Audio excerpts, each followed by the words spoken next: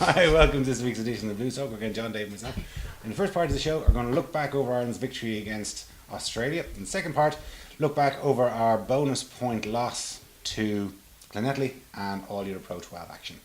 So, boys, our third victory of the autumn series, 27-24 against the Aussies, made it a bit tricky for ourselves in the second half, but we got through. Yeah, an unprecedented series of results for Ireland in the calendar year. I think we're the only one apart from England to ever beat all three nations in a single calendar year. And just massive bravery from the squad. Very proud. Huge amount of courage shown by the players. 2 years ago, we were talking about this earlier. 2 years ago, an Ireland team found themselves in fairly similar circumstances to the one on Saturday, where they'd built up a big lead and allowed themselves to get plugged back before eventually kind of squeaking to a win. Right. But that Ireland team had all its leaders in place. Had, one of the greatest players to ever play for Ireland leading the team. This Irish team could not have been more different. We had a scrum half on the wing. We had a 21-year-old out half, a fullback. We had Simon Zeba, who pretty much played everywhere at some point during the match. Keith Earls, who was a world-class winger, but not a great centre, playing really, really well in the centre. We lost our out half. We lost our defensive captain in Jared Payne. We lost Sean O'Brien before the match, and we lost Rob Carney, and we lost Rob Henshaw. I mean, it was an extraordinary performance from an extremely brave team. Yeah, and especially in the back line, as you've said. Not a single. Well, Ringrose was the only outside back that finished where he started.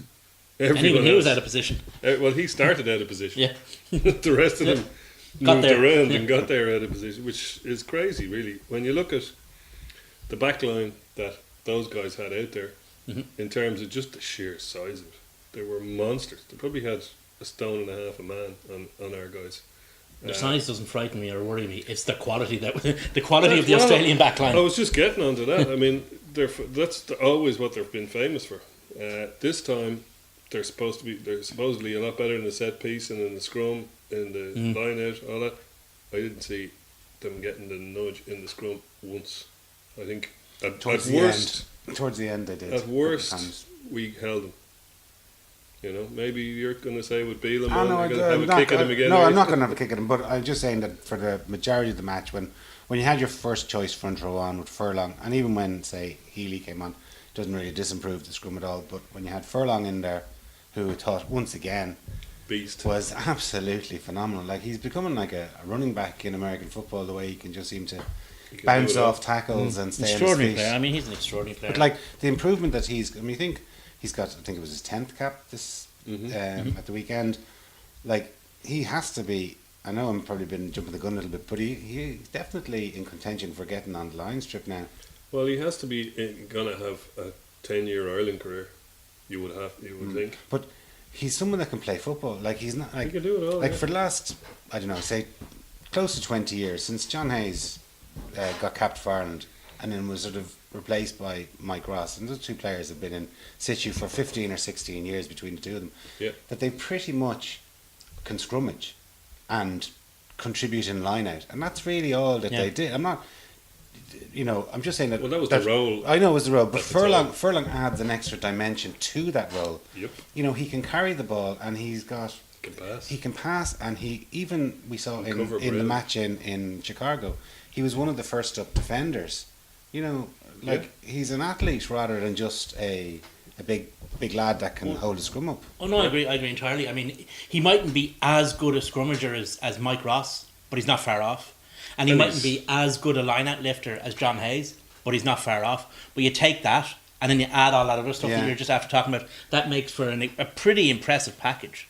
I'm just thinking now, we beat New Zealand in Chicago and all that entailed. But in terms of this team beating that Australia team, maybe that was the greater achievement. Yeah, well, I think they come back from the adversity. Yeah, they didn't let New Zealand the team in. that was on the pitch. But they didn't. Yes, exactly. But they didn't let New Zealand into the game. No. Where they kind of started creeping up in fairness. Actually, just thinking back on it. But we managed to keep a significant difference between. Whereas Australia actually took the lead. Ireland in the first half didn't give Australia a sniff. I mean, they were hardly in our 22 in the first half. But after, when they came out, they scored a try just before half time. That really set the tone. And that gave them the sniff of blood. And it gave them a sniff, exactly. And when they came out and scored another one, I could see the overlaps developing. I was where I was sitting. I was same place as last week, and you could see all the moves developing. And I just thought there is no way we're going to last. I'm convinced. Jared Payne that overlap took the knock that did for him on the 28th minute. I watched. There's a ruck. I've watched it a couple of times, and I think that's where he gets the damage is done there. He's a tough bloke, all right. He is a tough bloke, and he carried on till half time. But it just shows the difference. A team with Jared Payne running a defensive line and a team without him running the defensive line. But then it's a massive difference. Like there was so much chopping and changing in that elsewhere back as line, well. Yeah. That it doesn't matter if you would have put, if you had have chopped and changed the original selection that was there. You're taking fellas. You're moving a winger into centre. You're moving a sub out half to full back. You're moving a sub scrum half to the wing. You're taking one of the wingers and putting him in the centre. Like, you're literally just jumbling up. You're just throwing all the players up in the end, and wherever they land, they're playing. Yeah. Like, I mean, it was an extraordinary. And Joe Schmidt's famous for not liking to do that. Yeah, he doesn't like making moves. He doesn't like moving people around. But that's why he'll always choice. That's why he's always famed for liking the utility player, because he likes to make as few changes. But the other thing it also shows, it shows that how strong, for want of a better phrase, it's almost a level of Scientology at this stage. The system is that the players. It's almost total football. It's like Rinus Michels and his Dutch total football system. Yeah. That the players can just slot in and they know what job they have to do at any given time in any given position. I was listening to, I think it was Gavin Cummiskey was saying that he interviewed Marmion after the match, and he said, like, he kind of asked him what did Roy Best say, and he said actually it was Heaslip that took them in, and it was Heaslip that said, all we have to do, we got 17 points lead, up to 39 minutes. The reason why we did that, because we did what we know how to do, and then we just have to go back to doing what we know what to do. And the famous expression, keep going through the process. And that's what they kind of did. And you saw they kind of had a little wobble for 20 minutes in the second half. But then they went back to the process. Went back to the process. And there was really only one team in it for the last 20 minutes. Guys there was a couple of guys not a couple of guys, everyone kind of had a little bit of a panic for the first 10 minutes of the second half, because obviously the leadership was in the backline, certainly was away. The kicking got a bit loose. The chasers weren't there more than anything. I mean, a bad kick can be made look a great kick by a committed chase. And that wasn't happening, because you guys weren't sure about where they should be or what they should be, but they grew into it. And then from that 20-minute period, once that period was over, that was it. I mean, we were able to kind of snap back down and exert a level of dominance again. What's that old cliche? The chick is only as good as the case. Moving swiftly on. So Scarlets. Anyway, yeah. One guy we haven't mentioned is Van der Fleer. Yeah. Who, and where I was sitting, I was way up in the rafters of the stand, and you had a massive panoramic view of this, and all you could see was this red helmet, and wherever he was, the ball was. Sam Warburton and Sean O'Brien picked a really bad time to start getting niggly injuries. That's true, yeah. They really did. Even the English are talking about him as a possible line now, Yeah. The funny thing is, there's Dan Levy, who's a man of a similar calibre, to be fair. Just he's had one season more, maybe. One season more because of Dan Levy's injury. So what's it going to be like when Levy's had another season or two under his belt? The two of them are set for a battle for the back row spots for Leinster and Ireland for years. He's done it now against New Zealand, and he's done it against Australia. And in England, he made his debut in Twickenham. He has the stamps to fill in on his little token book. He sure does. His performance against New Zealand was brilliant when he came out, but against Australia it was. But again, it was Slattery-esque. But if you're talking about Tyke Furlong having it all, like a front rower who can pass, who can get up the field at 60 metres in a few seconds, who can do all that. This guy has pace to burn. He can tackle like a monster. He can make breaks. He can get soft shoulders and get through contact really, really well. He can carry like he's really got a complete game, and that's not even getting into his skills over the ball. You know, he can do stuff on the deck as well. Yeah, like He's if you were before the match and you were discussing what's the Australian strong positions, it's Especially O'Brien missing. exactly like it's their back row. Cooper's and Cooper. You kind of thought that those two lads were definitely going to, you know, put us under a lot of pressure to win ball on the ground. And like the stats in the first half must have been off the chart. It must have been 80%. Australia went out there. I think Australia. Cheika picked a team. I don't think he was that confident that the front five could do a lot of damage, but I think he was very confident that their back five, as in their back row and their locks, could do a lot of damage both out of play and on the deck. And that didn't really happen, apart from that 20-minute period. Well, he did put in Dean Mumm at number 6, which was... But it was a bit of a strange one. But I mean, it's something that he's done before. I mean, he signed Nathan Hines, for example. So he obviously believes in the... I could see what he was at. Like when you saw their maul and their maul defence, he was at that. He was looking for line out and maul people. So he had like 4 second rows. But one of them in the back row and one of them on the bench. It didn't really work out for him. Because of the efforts of line. Henderson played. Ran himself into the ground. I mean, he was pretty much toast on 50 minutes, but in that 50 minutes he gave everything he had. Henderson played well. Toner, who has emerged, I think is a certain lines tourist at this stage. Well, there's a lot of second rows in the Four Nations. In fairness, the Gray brothers. Yeah, well, that's true. I don't rate them at all. Coming out England the are gills. tripping over them. I don't rate the Greys.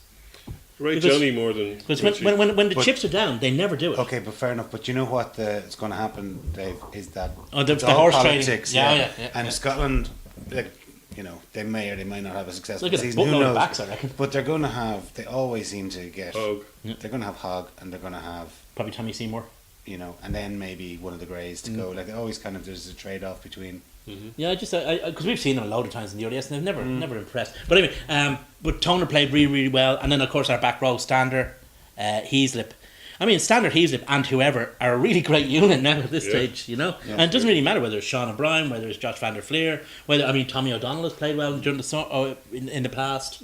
I'm sure Dan Levy could come in there and do a good job, you know. So it's Chris Henry's just back. But rugby's just becoming such an attritional game that you're unlikely to have all 3 of your first choicers, back rows, fit and raring to go. Is there a thing?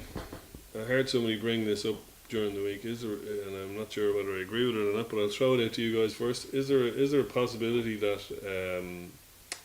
in the same way Warren ball is very attritional, that Schmidt ball is very attritional as well? I think you're right. I think the players enough. I don't think the players get enough game time. They're not hard enough. I'm serious. Okay. I don't think they play enough rugby. I mean, they're not hard enough. They're cosseted. Look at it. Look at the guys. The guys who are injured the most are the guys who are protected the most. Might be something in that. Not sure. I haven't made my mind up on it, but just if you notice the way we all went down in the World Cup after the French game, like 5 bodies out. Okay, one. And they played a lot of rugby. And now they played 4 warm-up matches. You look at the amount of rugby the English guys play and then never get injuries. But they do, Dave. But they've got 12 professional teams. Although having said that, they're without Billy Poland now for. They should. Didn't one guy break his leg playing a training? 2 of them actually broke their legs at training. You know, and like they've got 12. They have a lot more players. I'm not saying that their depth is any better than ours, but they have numbers. The quality mightn't be, might be the same as ours amongst the top line players, but they can go. There's far more of them, and they can. Do you know what I mean? Like if you're picking somebody from, once you sort of start moving outside, as we saw, there's probably Smith has extended the amount of world class players probably up into the mid-20s now, but you start going a little bit deeper than that, and we do struggle. Like we don't have 2 world class. I just think you look at the Irish team, and the guys who play the least rugby are the guys who are most injured. You look at Johnny Sexton, you look at Sean O'Brien, you look at... no, because you see, everyone who's under the Irish umbrella plays a minimum amount of rugby. Paul O'Connell, when he was being protected, he was always injured. But look, hold on. Brian O'Driscoll and Paul O'Connell... Always injured. Yeah, but guess what? Guess how many seasons they played for? I know, but I mean... So, not many rugby players now But you play see guys past like them Chris 8 years. Masoe. These two boys have played at the top Chris level Masoe's for played 15 what, years. 300 top class games now. He's a sucker for the punishment. He's already. what, 35. I mean, it's the same. Yeah, he's but John literally- Muldoon played, 250 yeah, games exactly, for Connacht. exactly. That's my point. But the point is that Play. he's not.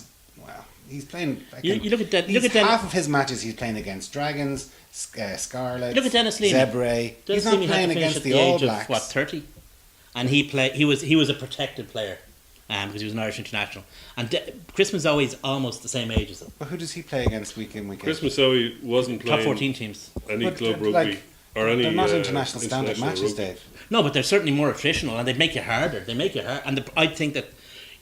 There's a fine line there. There is a very I fine. don't- I think that we've gone too far. That's the We point may I make. have. We may I think have. we've gone too far.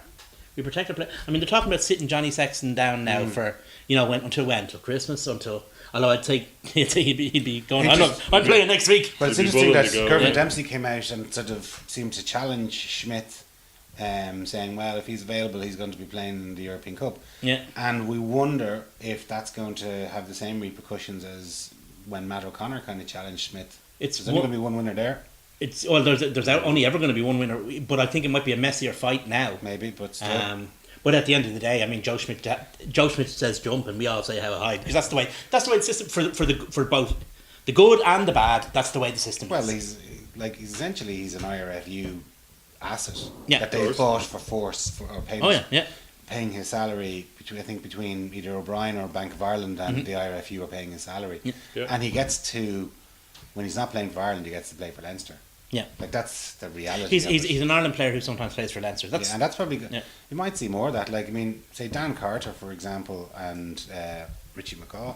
Do you know how They often stood did they there for play 6 for? months. Yeah, and how often did they play for the Crusaders? They didn't play every game. Well, the when New they're all Zealand injured. model is even, or at least it certainly was, even further biased towards the union than ours is. Yeah. There is still literally no difference. Like they're down to the point where they discuss tactics at an All Black level and tell the Blues and the Hurricanes what way they want them to play rugby. yeah. I mean, we don't quite go that far in Ireland. Works out okay for them, doesn't it? Yeah, it works out okay for everybody, in fact. Well, no, except for the people who watch rugby. Well, I don't know. That's why the crowds their grounds are full all the time. Well, that's true. Is there anything emptier than a New Zealand rugby ground during Super Rugby? I don't think so.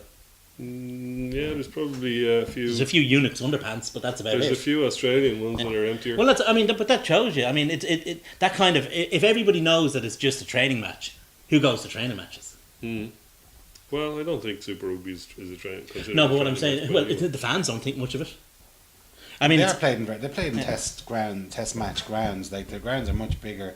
Like for instance, the stadium in Wellington holds 35,000. Like, I think it's more like 50. Okay, 55,000 then. Sorry, but if they're playing in, like, just say if Leinster they play 2 matches a year in DV, but they don't really sell it out.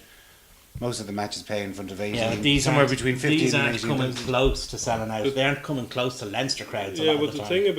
thing about the Super Rugby grounds in New Zealand is that New Zealand, because it's such a big, long island and everywhere is quite far away in terms of travel, they actually bring the game around the ground. Like they play internationals in Forsyth Bar down in Otago. They play games in Canterbury. Yeah, they they've play got games 6 in different Wellington. stadiums, They I know. play games. Still nobody goes. No, they're I'm always talking full about for the the All Blacks internationals. Sorry, the international. They play internationals in every ground, Oh, yeah, so yeah.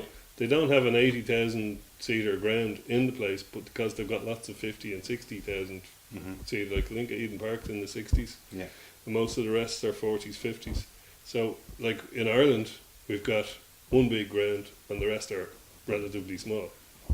Thomond Park is the second biggest rugby ground in the country, and it's 26,000. But it's a slightly different situation. I mean, there are plenty of 50,000 seater grounds around the country, Yeah, but they're not rugby but they're not grounds. rugby grounds. That's the problem. But anyway, we scored 3 tries, so why don't we have a quick Yes. go at those? Oh yeah. So, first one was Henderson. Everything about this was good. We really used our maul very well. Yeah. It just went on and on and on and on, and just when you thought it was going to come to a stop, it moved on. I mean, it's Everyone- already gone 20 yards. Everyone was working for that. Yeah. Yeah. And look at the poor Aussies trying to defend it. So much for your 3 locks. And it ends up back with the forwards again. That sort of.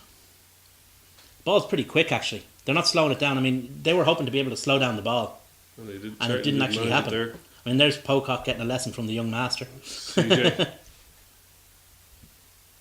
There's a lovely little dink. Oh, great bit of play by Earls there. Yeah. Lovely line, Bit of actually. pace. Nice arc taken by Henderson. Yeah, bit of taken pace outside. Great pace for a second row. He has. still He's had very 15, fast. 18 metres to make there, didn't he? He's very fast. Well, certainly 10. But anyway. Pocock, when Stander made his carry, Pocock got on the ball. But Van der Fleer was in there like a shot to roll him off. Yeah, I think we outplayed the All Blacks back row the previous week, and now we kept. I mean, how often did you hear Pocock and Hooper's name in commentary? And we outplayed them with O'Brien last week, and this week it was a different player entirely. Like it's That just shows what class player Keith Earls is on the wing, doesn't it? And we even took Jamie off, which is a rare. Yes, a rare and he thing. was off early enough. Like He he was looked- off after he looked 80 minutes. He or looked 60 minutes. absolutely Unhappy. annoyed to be come off. But here's one for the I think this one might be one for the ages, as they say. The Brian O'Driscoll fans among us. Yeah. It wasn't even a good pass. Doesn't he just look like Brian O'Driscoll when he runs It like was that? a very O'Driscoll-esque try, Wasn't it? I saw a kind of a split screen Like- between one of Driscoll's tries in Paris in 2000. The guy is Would probably have been, 6'2". he scored a try, an almost identical try to that against Italy, actually. He's probably 6'2". O'Driscoll's probably 5'9" at best, and they look funnily, eerily similar when he runs like that. When he runs that arc, it's amazing.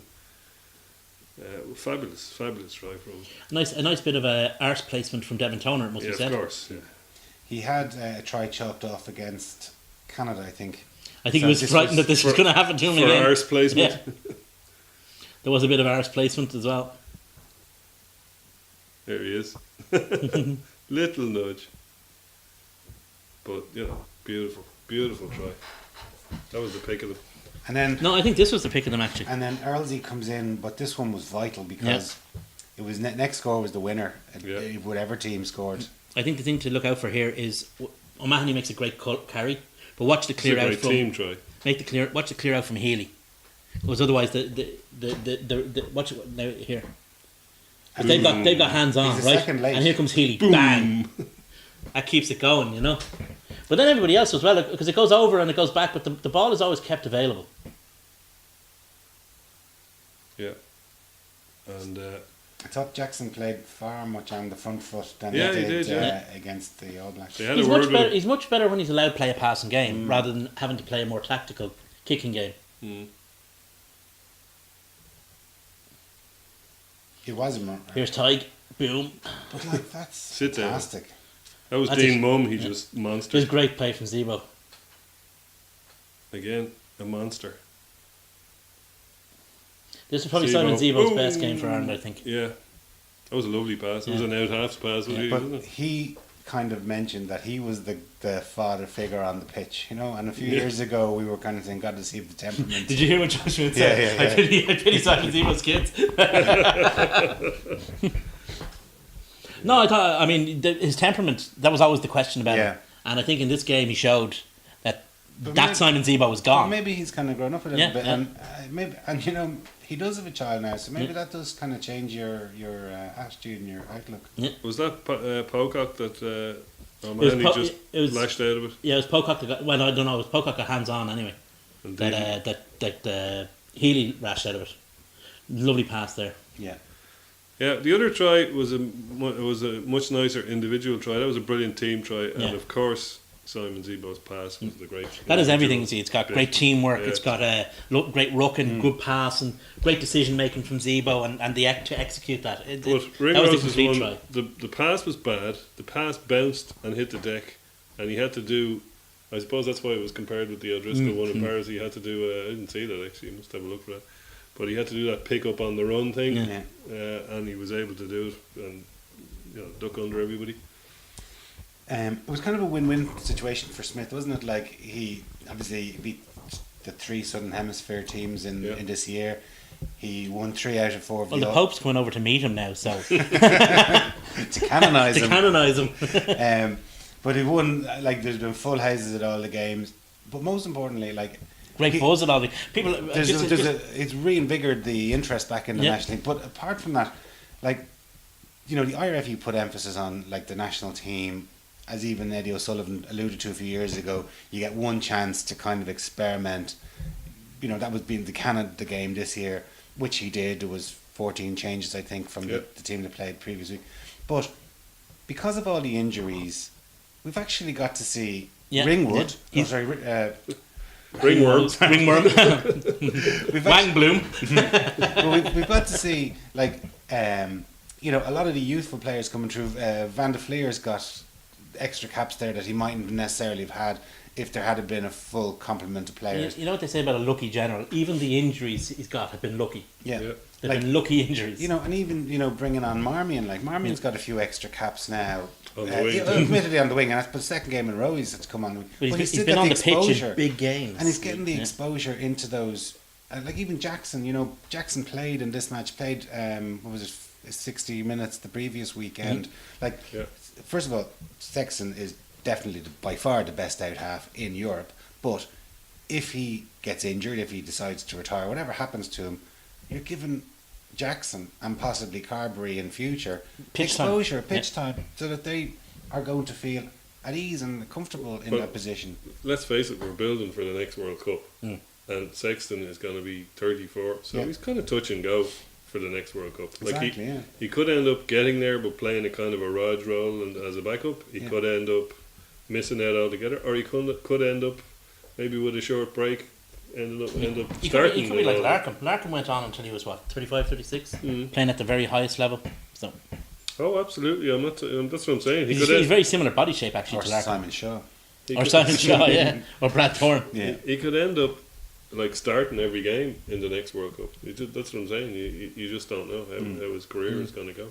Yeah. One other thing that struck me this in the series was our discipline, and particularly well, against the All Blacks 14-4. I know that in penalties conceded, and I know we've had that debate last week, but even this week I can't remember the statistic. It was 13-3, I think. 13-3. So again, like fair, I think we conceded 11 penalties in the autumn. Talent. Like, and I think there was 41 for the opposition. So maybe we know how to play the referees a little bit better. If not, well, I think what it shows is the pressure that's been put on in defence, because defence is where you give away your penalties. The pressure that we're putting on in defence is very, very finely tuned to the opposition to make them give away penalties. If you're defending against teams like New Zealand and Australia and you're only giving away, 7 penalties in the 2 matches? Yeah. I mean, that's extraordinary. So, I mean, Andy Farrell has to take huge credit for that. Now, the other side of that is, are we a bit sulky?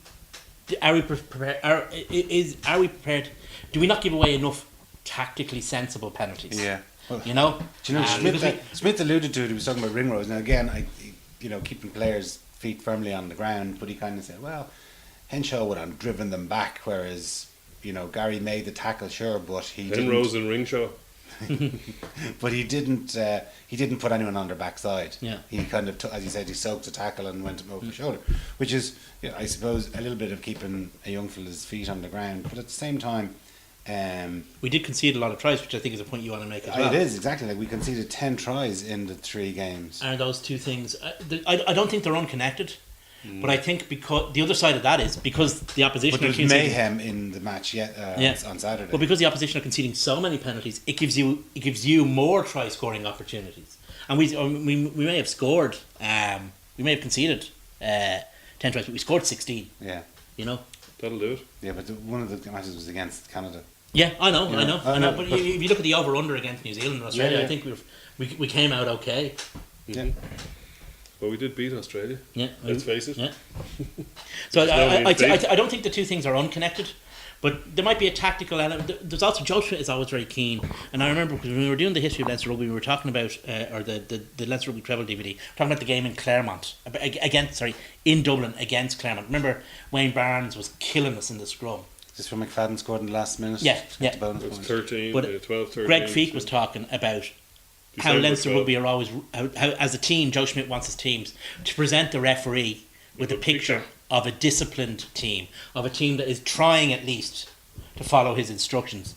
But they couldn't. That was what frustrated them so much about the scrum. They even made a very early substitution on Tighthead's side to try and present the picture to the referee of a team that wants to play the game the way he wants it played. And that's what we did again with Gareth. And I think Rory Best is a very good captain when it comes to presenting a picture to the referee. He has been very good in his talkings to referees. I mean, he's Ulster's first Centurion.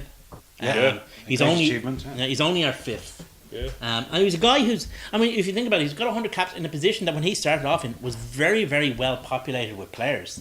I mean, he's had to overcome guys like Jerry Flannery, who I thought was going to be a long time there. Shane Byrne. Shane Byrne probably he probably competed with Richard Strauss and Sean Coleman when Richard Strauss was in his pomp, but he's still there. He counted them all in, he counted them all out again, and I'm so happy for him because if you look at him, he's such a likeable guy. He's such a guy, an admirable character. If you look at him and you look at Jerry Flannery looks about 4 years younger than him. He does. He's actually 4 years older than him. Yeah. Amazingly. Another nice chap as it happens, Jerry Flannery. Maybe not on the pitch, but off the pitch certainly is. Yeah, he's a very funny guy. He's a really funny guy. Yeah. But Rory Best, I'm so happy for him because he's such an admirable character. So, and he got his look talking about Lions tour. I mean, he deserved that break 4 years ago. You know. Yeah. Who are the other four? Rog O'Driscoll, Paul O'Connell, and John Hayes. Yeah. Okay, well, that's good company to be in. Exalted company. Yeah. That's a Hall of Fame fit. Well done, Rory. Exactly. He got a lovely ovation. Everybody, even in the corporate bit sitting around me, everybody stood up and they rattled their jewellery. To quote that fella, where is he? There he is. There he's down there. Mr. Lennon. Yeah. Well, anyway, boys, thanks very much, and thanks very much for watching. Cheers.